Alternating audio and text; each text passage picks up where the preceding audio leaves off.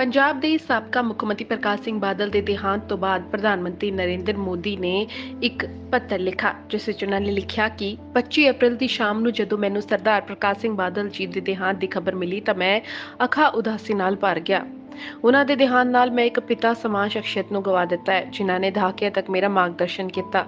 ਇੱਕ ਤੋਂ ਵੱਧ ਇੱਕ ਡੰਗਾ ਨਾਲ ਉਹਨਾਂ ਭਾਰਤ ਅਤੇ ਪੰਜਾਬ ਦੀ ਰਾਜਨੀਤੀ ਨੂੰ ਆਕਾਰ ਦਿੱਤਾ, ਜਿਸ ਨੂੰ ਬੇਮਿਸਾਲ ਆਖਿਆ ਜਾਂਦਾ ਹੈ। ਬਾਦਲ ਸਾਹਿਬ ਇੱਕ ਵੱਡੇ ਨੇਤਾ ਸਨ, ਇਸ ਗੱਲ ਨੂੰ ਆਮ ਤੌਰ ਤੇ ਮੰਨਿਆ ਜਾਂਦਾ ਹੈ, ਪਰ ਸਭ ਤੋਂ ਵੱਡੀ ਗੱਲ ਉਹ ਇੱਕ ਵੱਡੇ ਦਿਲ ਵਾਲੇ ਇਨਸਾਨ ਸਨ। ਵੱਡਾ ਨੇਤਾ ਬਣਨਾ ਸੌਖਾ ਹੈ, ਪਰ ਵੱਡੇ ਦਿਲ ਵਾਲੇ ਹੋਣ ਦੇ ਲਈ ਹੋਰ ਵੀ ਬਹੁਤ ਕੁਝ ਕਰਨਾ ਪੈਂਦਾ ਹੈ। ਪੰਜਾਬ ਭਰ ਦੇ ਲੋਕ ਕਹਿੰਦੇ ਹਨ, ਬਾਦਲ ਸਾਹਿਬ ਦੀ ਗੱਲ ਤਾਂ ਵੱਖਰੀ ਸੀ। ਇਹ ਯਕੀਨ ਨਾਲ ਕਿਹਾ ਜਾ ਸਕਦਾ ਹੈ ਕਿ ਸਰਦਾਰ ਪ੍ਰਕਾਸ਼ ਸਿੰਘ ਬਾਦਲ ਸਾਹਿਬ ਸਾਡੇ ਸਮਿਆਂ ਦੇ ਸਭ ਤੋਂ ਕੱਦਾਵਰ ਕਿਸਾਨ ਨੇਤਾਵਾਂ ਵਿੱਚ ਸ਼ੁਮਾਰ ਹਨ। ਖੇਤੀਬਾੜੀ ਉਹਨਾਂ ਦਾ ਅਸਲ ਸ਼ੌਕ ਸੀ। ਜਦੋਂ ਵੀ ਉਹ ਕਿਸੇ ਵੀ ਮੌਕੇ ਤੇ ਬੋਲਦੇ ਸਨ ਤਾਂ ਉਹਨਾਂ ਦੇ ਭਾਸ਼ਣ ਤੱਥਾਂ, ਤਾਜ਼ਾ ਜਾਣਕਾਰੀ ਅਤੇ ਬਹੁਤ ਸਾਰੀ ਨਿੱਜੀ ਸੂਝ-ਬੂਝ ਨਾਲ ਭਰਪੂਰ ਹੁੰਦੇ ਸਨ।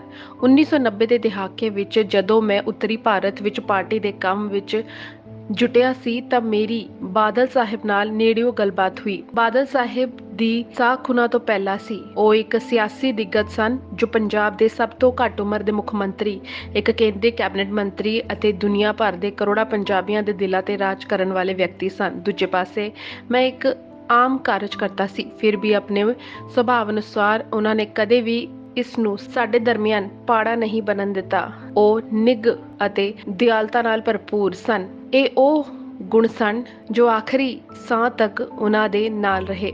ਹਰ ਕੋਈ ਜਿਸਨੇ ਬਾਦਲ ਸਾਹਿਬ ਨਾਲ ਨੇੜਿਓਂ ਗੱਲਬਾਤ ਕੀਤੀ ਸੀ, ਉਹਨਾਂ ਦੀ ਸਿਆਣਪ ਅਤੇ ਮਜ਼ਾਕੀਆ ਸੁਭਾਅ ਨੂੰ ਯਾਦ ਕਰੇਗਾ। 1990 ਦੇ ਦਹਾਕੇ ਤੇ ਅੱਧ ਅਤੇ ਅੰਤ ਵਿੱਚ ਪੰਜਾਬ ਵਿੱਚ ਸਿਆਸੀ ਮਾਹੌਲ ਬਹੁਤ ਵੱਖਰਾ ਸੀ। 1987 ਵਿੱਚ ਸੂਬੇ ਵਿੱਚ ਬਹੁਤ ਗੜਬੜ ਹੋਈ ਅਤੇ ਚੋਣਾਂ ਹੋਈਆਂ ਸਨ। ਸਾਡੀਆਂ ਪਾਰਟੀਆਂ ਇਕੱਠੀਆਂ ਹੋ ਕੇ ਲੋਕਾਂ ਵਿੱਚ ਗਈਆਂ ਅਤੇ ਬਾਦਲ ਸਾਹਿਬ ਸਾਡੇ ਨੇਤਾ ਸਨ। ਉਹਨਾਂ ਭਰੋਸੇਯੋਗਤਾ ਇੱਕ ਮੁੱਖ ਕਾਰਨ ਸੀ ਕਿ ਲੋਕਾਂ ਨੇ ਸਾਨੂੰ ਸ਼ਾਨਦਾਰ ਜਿੱਤ ਨਾਲ ਜਿਤਾਇਆ। ਇੰਨਾ ਹੀ ਨਹੀਂ, ਸਾਡੇ ਗੱਠਜੋੜ ਨੇ ਚੰਡੀਗੜ੍ਹ ਦੀਆਂ ਨਗਰ ਨਿਗਮ ਚੋਣਾਂ ਅਤੇ ਸ਼ਹਿਰ ਦੀ ਲੋਕ ਸਭਾ ਸੀਟ ਦੀ ਸਫਲਤਾਪੂਰਵਕ ਜਿੱਤੀ। ਉਹਨਾਂ ਦੀ ਸ਼ਖਸੀਅਤ ਅਜਿਹੀ ਸੀ ਕਿ ਸਾਡਾ ਗੱਠਜੋੜ 1987 ਤੋਂ 2017 ਤੱਕ 15 ਸਾਲ ਸੂਬੇ ਦੀ ਸੇਵਾ ਕਰਦਾ ਰਿਹਾ। ਇੱਕ ਕਿੱਸਾ ਹੈ ਜੋ ਮੈਂ ਕਦੇ ਨਹੀਂ ਭੁੱਲ ਸਕਦਾ। ਮੁੱਖ ਮੰਤਰੀ ਵਜੋਂ ਸਹੁੰ ਚੁੱਕਣ ਤੋਂ ਬਾਅਦ ਬਾਦਲ ਸਾਹਿਬ ਨੇ ਮੈਨੂੰ ਕਿਹਾ ਕਿ ਅਸੀਂ ਇਕੱਠੇ ਅੰਮ੍ਰਿਤਸਰ ਜਾਵਾਂਗੇ, ਜਿੱਥੇ ਅਸੀਂ ਰਾਤ ਰੁਕਾਂਗੇ ਅਤੇ ਅਗਲੇ ਦਿਨ ਅਰਦਾਸ ਕਰਾਂਗੇ ਅਤੇ ਲੰਗਰ ਛਕਾਂਗੇ। ਮੈਂ ਇੱਕ ਗੈਸਟ ਹਾਊਸ ਵਿੱਚ ਆਪਣੇ ਕਮਰੇ ਵਿੱਚ ਸੀ, ਪਰ ਜਦੋਂ ਉਹਨਾਂ ਨੂੰ ਇਸ ਗੱਲ ਦਾ ਪਤਾ ਲੱਗਿਆ ਤਾਂ ਉਹ ਮੇਰੇ ਕਮਰੇ ਵਿੱਚ ਆਏ ਅਤੇ ਮੇਰਾ ਸਾਮਾਨ ਚੁੱਕਣ ਲੱਗੇ। ਮੈਂ ਉਹਨਾਂ ਨੂੰ ਪੁੱਛਿਆ ਕਿ ਉਹ ਅਜਿਹਾ ਕਿਉਂ ਕਰ ਰਹੇ ਹਨ। ਤਦ ਉਹਨਾਂ ਨੇ ਕਿਹਾ ਕਿ ਮੈਨੂੰ ਉਹਨਾਂ ਦੇ ਨਾਲ ਮੁੱਖ ਮੰਤਰੀ ਦੇ ਕਮਰੇ ਵਿੱਚ ਆਉਣਾ ਪਵੇਗਾ ਅਤੇ ਉੱਥੇ ਹੀ ਰਹਿਣਾ ਪਵੇਗਾ। ਮੈਂ ਉਹਨਾਂ ਨੂੰ ਕਹਿੰਦਾ ਰਿਹਾ ਕਿ ਅਜਿਹਾ ਕਰਨ ਦੀ ਕੋਈ ਜ਼ਰੂਰਤ ਨਹੀਂ ਹੈ, ਪਰ ਉਹਨਾਂ ਨੇ ਜ਼ੋਰ ਪਾਇਆ। ਆਖਰਕਾਰ ਅਜਿਹਾ ਹੀ ਹੋਇਆ ਅਤੇ ਬਾਦਲ ਸਾਹਿਬ ਦੂਜੇ ਕਮਰੇ ਵਿੱਚ ਠਹਿਰੇ।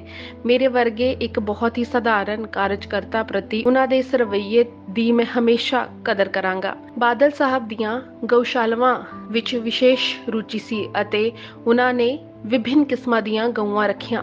ਸਾਡੀ ਇੱਕ ਮੁਲਾਕਾਤ ਦੌਰਾਨ ਉਹਨਾਂ ਨੇ ਮੈਨੂੰ ਦੱਸਿਆ ਕਿ ਉਹਨਾਂ ਨੂੰ ਗਿਰ ਦੀਆਂ ਗਊਆਂ ਪਾਲਣ ਦੀ ਇੱਛਾ ਸੀ।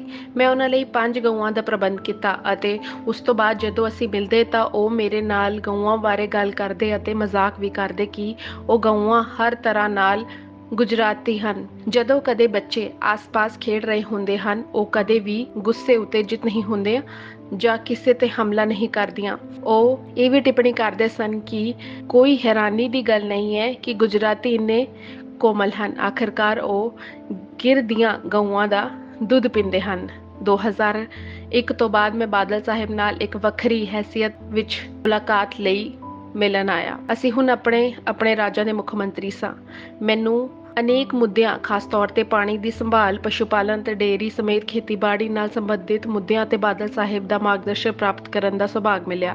ਉਹ ਅਜਿਹੇ ਵਿਅਕਤੀ ਵੀ ਸਨ ਜੋ ਭਾਰਤੀ ਡਾਇਸਪੋਰਾ ਦੀ ਸਮਰੱਥਾ ਨੂੰ ਵਰਤਣ ਵਿੱਚ ਵਿਸ਼ਵਾਸ ਰੱਖਦੇ ਸੀ, ਇਹ ਸਮਝਦੇ ਹੋਏ ਕਿ ਵਿਦੇਸ਼ਾਂ ਵਿੱਚ ਬਹੁਤ ਸਾਰੇ ਮਿਹਨਤੀ ਪੰਜਾਬੀ ਵਸੇ ਹੋਏ ਹਨ। ਇੱਕ ਵਾਰ ਉਹਨਾਂ ਨੇ ਮੈਨੂੰ ਕਿਹਾ ਕਿ ਉਹ ਸਮਝਣਾ ਚਾਹੁੰਦੇ ਹਨ ਕਿ ਅਲੰਗ ਸ਼ਿਪਯਾਰਡ ਕੀ ਹੈ। ਫਿਰ ਉਹ ਉੱਥੇ ਆਏ ਅਤੇ ਸਾਰਾ ਦਿਨ ਅਲੰਗ ਸ਼ਿਪਯਾਰਡ ਵਿੱਚ ਬਿਤਾਇਆ ਅਤੇ ਸਮਝਿਆ ਕਿ ਰੀਸਾਈਕਲਿੰਗ ਕਿਵੇਂ ਕੀਤੀ ਜਾਂਦੀ ਹੈ। ਪੰਜਾਬ ਕੋਈ ਤਟਵਰਤੀ ਸੂਬਾ ਨਹੀਂ ਹੈ, ਇਸ ਲਈ ਇੱਕ ਤਰ੍ਹਾਂ ਨਾਲ ਸ਼ਿਪਯਾਰਡ ਦੀ ਉਹਨਾਂ ਲਈ ਕੋਈ ਪ੍ਰਮੁੱਖ ਪ੍ਰਾਥਮਿਕਤਾ ਨਹੀਂ ਸੀ, ਪਰ ਉਹ ਉਹਨਾਂ ਦੀ ਨਵੀਆਂ ਚੀਜ਼ਾਂ ਸਿੱਖਣ ਦੀ ਇੱਛਾ ਸੀ। ਉਹਨਾਂ ਨੇ ਉੱਥੇ ਦਿਨ ਬਿਤਾਇਆ ਅਤੇ ਸੈਕਟਰ ਦੇ ਵੱਖਰੇ ਪਹਿਲੂਆਂ ਨੂੰ ਸਮਝਿਆ। 2001 ਦੇ ਭੂਚਾਲ ਦੌਰਾਨ ਨੁਕਸਾਨ ਹੋਏ ਕੱਛ ਦੇ ਪਵਿੱਤਰ ਲਖਪਤ ਗੁਰਦੁਆਰਾ ਸਾਹਿਬ ਦੀ ਬਿਲਡਿੰਗ ਦੀ ਮੁਰੰਮਤ ਕਰਨ ਅਤੇ ਉਸ ਨੂੰ ਬਹਾਲ ਕਰਨ ਦੇ ਪ੍ਰਯਤਨਾਂ ਲਈ ਮੈਂ ਗੁਜਰਾਤ ਸਰਕਾਰ ਦੀ ਸ਼ਲਾਘਾ ਦੇ ਉਹਨਾਂ ਦੇ ਸ਼ਬਦਾਂ ਨੂੰ ਹਮੇਸ਼ਾ ਯਾਦ ਰੱਖਾਂਗਾ। 2014 ਵਿੱਚ ਕੇਂਦਰ ਵਿੱਚ ਐਨਡੀਏ ਸਰਕਾਰ ਤੇ ਸੱਤਾ ਵਿੱਚ ਆਉਣ ਤੋਂ ਬਾਅਦ ਉਹਨਾਂ ਇੱਕ ਵਾਰ ਫਿਰ ਆਪਣੇ ਸਮਿਰਧ ਸਰਕਾਰੀ ਤਜਰਬੇ ਦੇ ਆਧਾਰ ਤੇ ਕੀਮਤੀ ਸਮਝ ਪ੍ਰਦਾਨ ਕੀਤੀ। ਉਹਨਾਂ ਨੇ ਇਤਿਹਾਸਿਕ ਜੀਐਸਟੀ ਸਮੇਤ ਕਈ ਸੁਧਾਰਾਂ ਦਾ ਜ਼ੋਰਦਾਰ ਸਮਰਥਨ ਕੀਤਾ। ਮੈਂ ਸਾਡੀ ਗੱਲਬਾਤ ਦੇ ਕੁਝ ਪਹਿਲੂਆਂ ਨੂੰ ਵੀ ਉਜਾਗਰ ਕੀਤਾ ਹੈ। ਆਮ ਤੌਰ ਤੇ ਆਪਣੇ ਦੇਸ਼ ਲਈ ਉਹਨਾਂ ਦਾ ਯੋਗਦਾਨ ਅਟੱਲ ਹੈ। ਉਹ ਐਮਰਜੈਂਸੀ ਦੇ ਕਾਲੇ ਦਿਨਾਂ ਵਿੱਚ ਲੋਕਤੰਤਰ ਦੀ ਬਹਾਲੀ ਲਈ ਸਭ ਤੋਂ ਬਹਾਦਰ ਸੈਨਿਕਾਂ ਵਿੱਚੋਂ ਇੱਕ ਸਨ। ਜਦ ਉਹਨਾਂ ਦੀਆਂ ਸਰਕਾਰਾਂ ਬਰਖਾਸਤ ਕੀਤੀਆਂ ਗਈਆਂ ਤਾਂ ਉਹਨਾਂ ਨੇ ਖੁਦ ਕਾਂਗਰਸ ਦੇ ਹੰਕਾਰੀ ਸੱਭਿਆਚਾਰ ਦਾ ਸਾਹਮਣਾ ਕੀਤਾ ਅਤੇ ਉਹਨਾਂ ਤਜਰਬਿਆਂ ਨੇ ਹੀ ਲੋਕਤੰਤਰ ਵਿੱਚ ਉਹਨਾਂ ਦਾ ਵਿਸ਼ਵਾਸ ਮਜ਼ਬੂਤ ਕੀਤਾ। ਪੰਜਾਬ ਵਿੱਚ 1970 ਅਤੇ 1980 ਦੇ ਦਹਾਕੇ ਤੇ ਅਸ਼ਾਂਤ ਕਾਲ ਦੌਰਾਨ ਬਾਦਲ ਸਾਹਿਬ ਨੇ ਪੰਜਾਬ ਫਸਟ ਅਤੇ ਇੰਡੀਆ ਫਸਟ ਰੱਖਿਆ।